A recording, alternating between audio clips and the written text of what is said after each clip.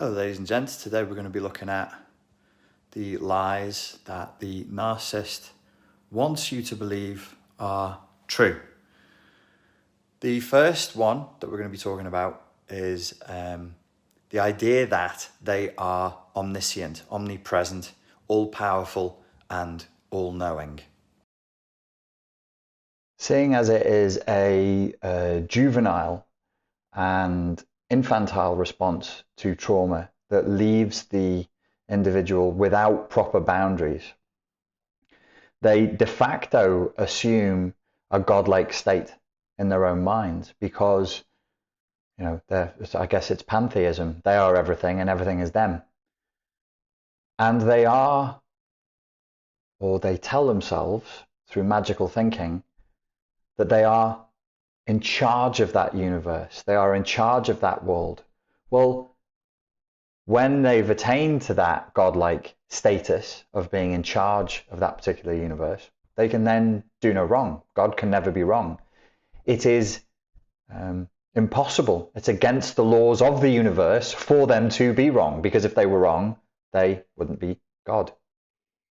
So what they want you to believe primarily is that they are omnipotent, omniscient, and all-knowing. There is a term that was defined by John Banger in his book Medical Errors and Medical Narcissism. That is simply medical narcissism. He defines it as the need of health professionals to preserve their self-esteem, leading to the compromise of error disclosure to patients. They basically, when they screw up, they don't tell their patients. In the book, he explores the psychological, ethical, and legal effects of medical errors and the extent to which a need to constantly assert their competence can cause otherwise capable and even exceptional professionals to fall into narcissistic traps. Once you're established as the authority, as human beings, we are role players by character, by nature. You're the monkey who wears the big hat. You're the monkey who wears the big cloak. And even if you thought the role was ridiculous or preposterous before you went into it, you've really got to live having that power of having the big hat or the big cloak or the symbolic staff with the snake on it in your hand to know how it's going to feel and to know what it's actually going to do to you. John Banger in his book claims that most health professionals, in fact, most professionals of any ilk, so including psychotherapists and so on, work on cultivating a self that exudes authority, control, knowledge, competence, and respectability. It's the narcissist in us all. We dread appearing stupid or incompetent. The only relevant question to ask here is, once somebody has proclaimed themselves to be a health professional, it doesn't necessarily need to be a doctor. It could be somebody saying they're a health expert. Somebody's jumped, say, from commerce or tech, and all of a sudden they're a health expert. Once they've got that role, will they admit when they're wrong? Will they pay for their arrogance with other people's lives and with other people's blood? And the answer we have found historically is yes, they will. Because the narcissist believes that they are omnipotent, and they need you to believe that they're omnipotent and that their word is final. There is no other option. They have a solution. Their solution is the solution. In fact, it is called sometimes the final solution, and they'll brook no objection to that. Be very, very careful where you see a shutting down of argument, of debate, dissent, questioning. That's usually an indication of narcissism. The second major lie that all narcissists want you to believe is related to time. There's a sort of a timelessness to the narcissist's delusional self-perception that they demand that you share. Because if you're interacting with a narcissist, they demand that you share their delusion of who they are and of who reality functions and of how reality functions with them. And they'll force it on you. And they'll try and use tricks or force or deception to make you accept that their worldview is the correct view. And part of this is timelessness. to a damaged child, there is no past, there is no future. To the fractured mind of an abused child, a narcissist or a psychopath in their childhood, there is a timelessness. So when they sort of awaken into this world, as it were, as a god, to them it appears that the world came into being when they woke. So we are in their world, they're not in ours. We all exist in their world. There was nothing before them. There will be nothing after them. And so when you're listening to narcissistic diatribes, there's a timelessness to it. It's like, this has always been this way and always will. There's this weird sort of mystical cosmic overtone to everything. This is the way it is and always has been, my child. Do not question the ways. And you think, well, that's a load of horseshit. There was life before you, mate, and there'll be life after you. You're temporary, same as every other human being on the planet. You're just another hairless ape in a pair of socks. Now, if you wanted a really good way of invoking narcissistic injury, you'd repeat that phrase that I just gave you. The third lie that narcissists want you to believe is that you are powerless to do anything. They need you to believe that you are without power. They will gaslight you. They will damage your confidence. They will mock you. They will humiliate you. They will force you to do things that disempower you, infantilize you, and render you feeling pretty stupid and pretty worthless. Why? Because it suits their agenda to have you feeling as though you're powerless. It's always been this way. There's nothing you can do about it. And that there is no other option than the option they're giving you. And their law is the law, is the final law. And there is no other option, and there never has been. And once you enter that narcissistic reality, because in their minds, democracy, fair process, reason, debate never existed, once you've entered their reality tunnel, it never did exist for anybody. It didn't exist for them. They're God, so therefore it never existed. It didn't exist before them. They're here, they're God, never existed. And it's just de facto gone. It's just gone. So if you raise it as though it had always been there, you will be treated as though you are mentally ill. You will be treated as though there's something wrong with you. You will be treated as though you've committed some great crime or some great sin just by asking the question and saying, is this the only option there is? Can we talk about this? No, you can't talk about it. You can shut up, you can obey, and you can do as you're told, or else.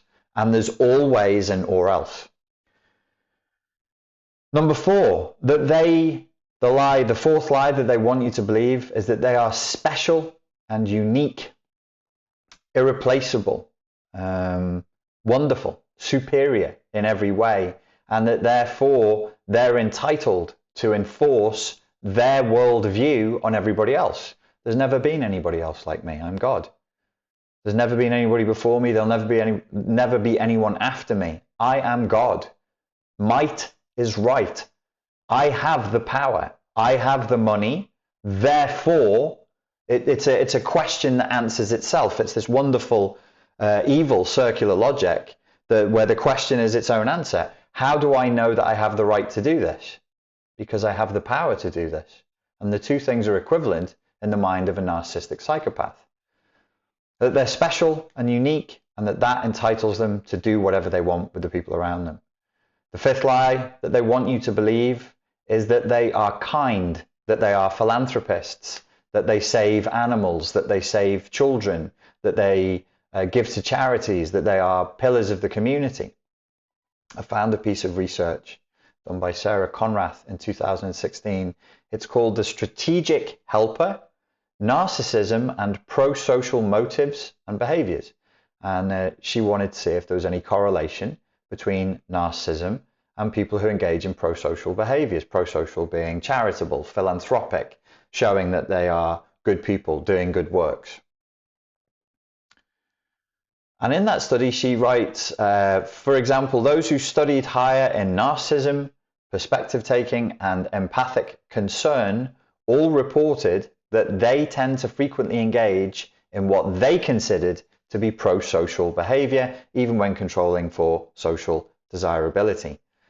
Narcissists are known for being charitable, for engaging in ostentatious displays of philanthropy and pro-social behavior. So from this, what can we conclude? What are the practical steps that we can take to deal with this? Well, one of the first things that we can realize is the truth shall set you free. And one of the first truths is they are not omnipotent. No matter how big they seem to be, no matter how large, how powerful they present, they're not omnipresent. They're not God, they're not omnipotent, and they're not all-knowing. So now we get into the part of the video where we talk about truths and how these truths can lead to some useful action steps. Truth number one, if the lie is that they're omnipotent and all-knowing, then the truth is that they're not omnipotent. They're not all-knowing. They're just a human being. They're the same as you. They want to trick you into thinking that they're something special, that they're something superior, but they're not. They're just a human being. They have the same rights. They have the same software and hardware as you. They may have had a different life experience. They may have done different work to you, more work than you, whatever. They might be more intelligent, less intelligent, whatever, but it's still a person. It's still a human being. They're not God. You don't have to do what they say, which is a useful thing to bear in mind. You know, you can question it. You can just ask the question. Just say calmly and politely, okay, do I have to do what you say? Is it the law?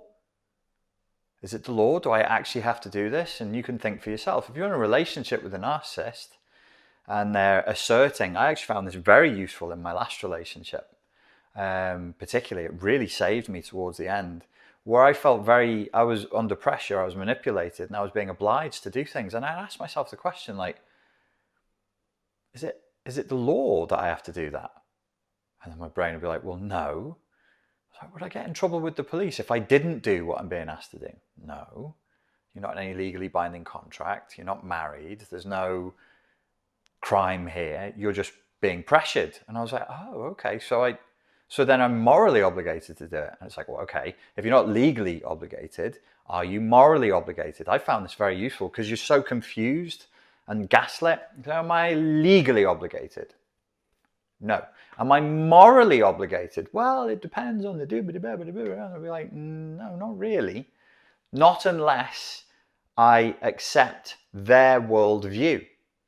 I'm only morally obligated if I accept that everything that they're saying is completely true.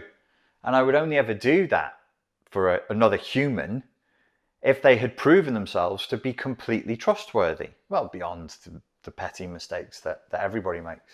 And I would look and I'd say, well, have they lied? Okay. Have they lied about things that are quite big and quite important? Okay. Here's a good question. Have they ever lied in such a way that caused them to gain and me to be hurt or to lose? Oh, they have. That's a problem. That's a problem. That's indicated that there's something quite serious going on there. So the second lie that leads us to a truth and to a strategy is that they've always been in power and always will be in power.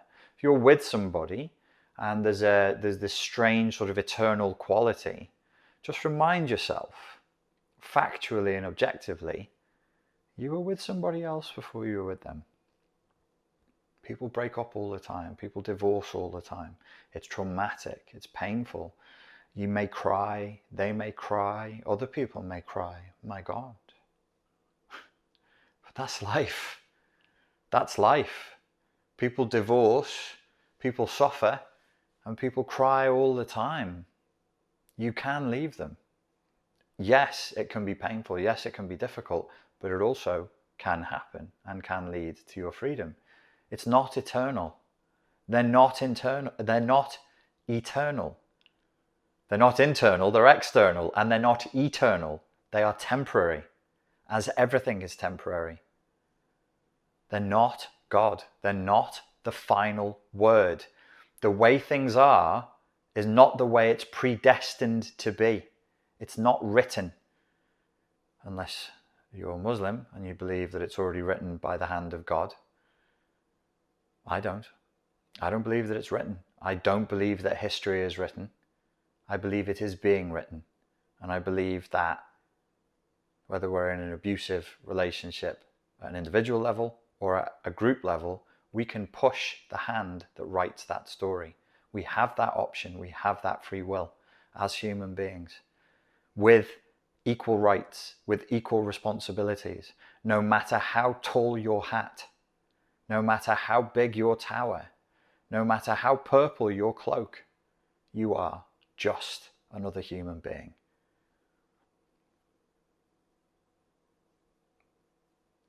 The third lie that they tell that leads us to our third truth and a third action step is that you are powerless to do anything and that there's no other option than them and their rules. Well, just turn it on its head. Where is my power? Am I powerless? Or am I just going along with it for an easy life? Am I just doing it because everybody else is doing it? Am I just doing it because I'm kind of lazy?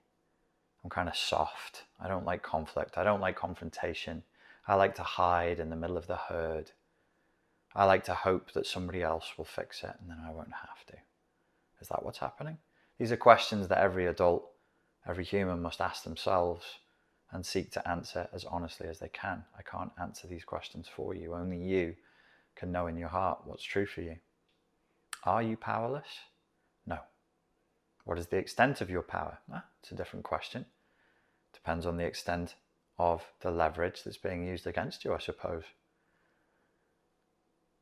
They want you to believe there's no other option than them and their rules. Is that true? Are there other options? Are there other rules? Are these rules enshrined in law? If they're not, are they even legal?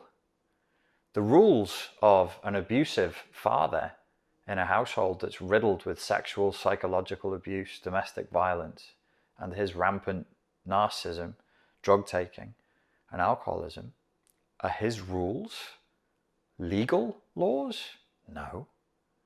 Are they morally righteous? No. What kind of rules are they then? They're the rules of a narcissistic, psychopathic, totally sick, power-hungry, sadistic, monstrous tyrant. And he should take those rules and shove them up his bottom. And if he won't, we should assist him with as much force as is reasonably necessary so that they go all the way up his bottom hole. Lie number 4 that leads to a fourth truth and a fourth action step, that they're special and unique and that this entitles them to write their own rules. Well, let's break that down, shall we? The truth is, they are not special. They are not unique.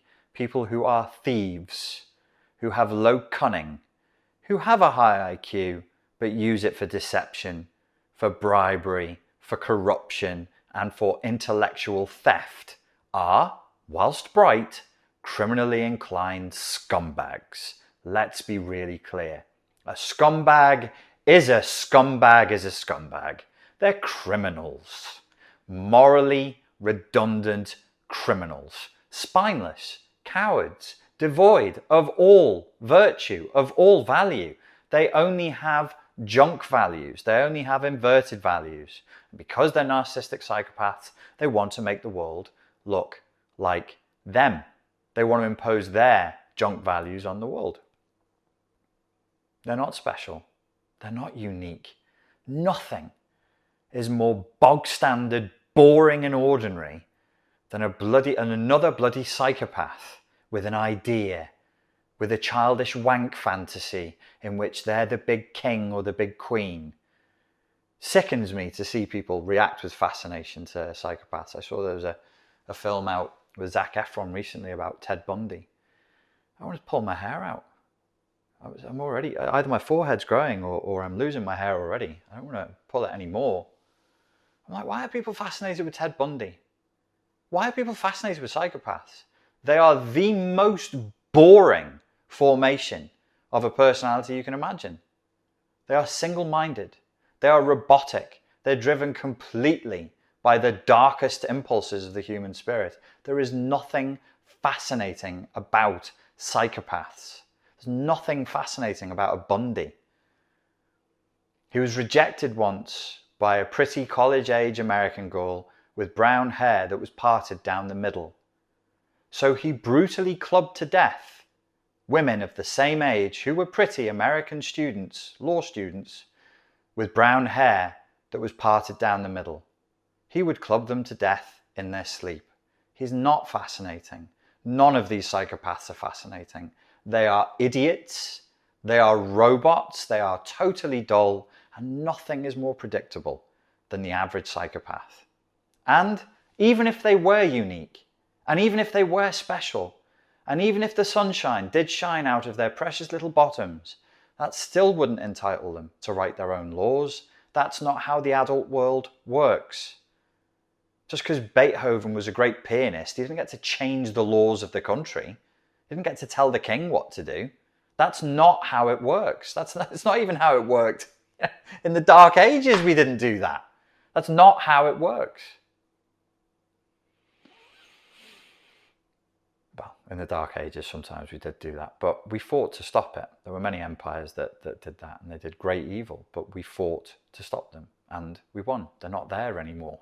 They're all in the dirt where they belong. So the action step there is to question their specialness, question their uniqueness, and even if you find something that really is special, really is unique, really is admirable, remind yourself that even those fine qualities do not entitle a person to write their own laws for other adult human beings to follow. That's not how it works. Isn't it? You can't live like that. Number 5, the idea that they're kind philanthropists. Oh, many a vulnerable narcissist, many a vulnerable narcissistic psychopath loves to hide behind the veneer of animal rights, human rights, charity, philanthropy, and all the shit that goes with it. And they're posturing, lying nincompoops, apart from the fact that many of these charitable works that they do are basically a place of either laundering money or hiding it or evading taxes. Many of them, not all of them, some of them do great work. It's a front. It's a complete front. It's a fake way of gaining status that you don't deserve. And it's a way of signaling to people, I'm safe, I'm good, I'm kind. Look at what I do with my money. I couldn't be a bad guy. Yeah, like Ted Bundy waiting around in the university car parks with his arm in a cast, waiting for somebody to show the kindness to help him. And we know how that kindness was rewarded when they saw that, oh, poor Ted with his sore arm. These people love faking that they're kinder and more decent than they really are. Like butter wouldn't melt in their mouths. It's a front, it's a trick, it's a lie. Your action step here is to question that philanthropy. Are they charitable? Do they walk the walk, or do they just talk the talk? My ex was big on animal rights, and she worked for free for different charities that were, helping the dolphins in the sea. Meanwhile, back home, she had a 32-kilogram dog in a flat that she wouldn't take for a walk. She wouldn't walk him.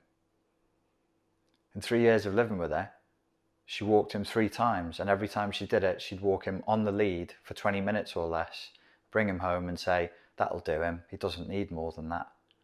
And I'd be like, he's a huge dog. He's not supposed to be in the house in a bloody apartment 23 hours a day. Get back out there and do your job. But you ask anybody who knows her, just sweet, gentle, animal loving, animal rights, all day long. Didn't take care of her own dog. Behind closed doors, different story. These people are all front. Question it. Are they really doing good work? Are they really philanthropists? Are they really helping people?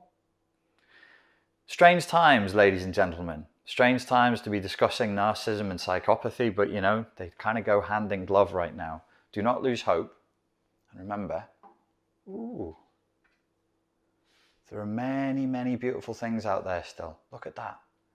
Look at that sunset. It's fantastic. It's a beautiful world full of great things.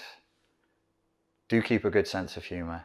Do stay robust and resilient and disciplined. Stay switched on. Be careful and stay watchful. Ladies and gentlemen, thank you very much for your time and for your attention. And I look forward to speaking to you again very soon. Cheers. Folks, if you enjoyed that, there are more episodes for you to watch right here. Please click on that. If you want to subscribe to me, do it here. And here is a PDF for you that is completely free. Or vulnerable narcissists use, it's their special crazy making weapon that they use to abuse their targets.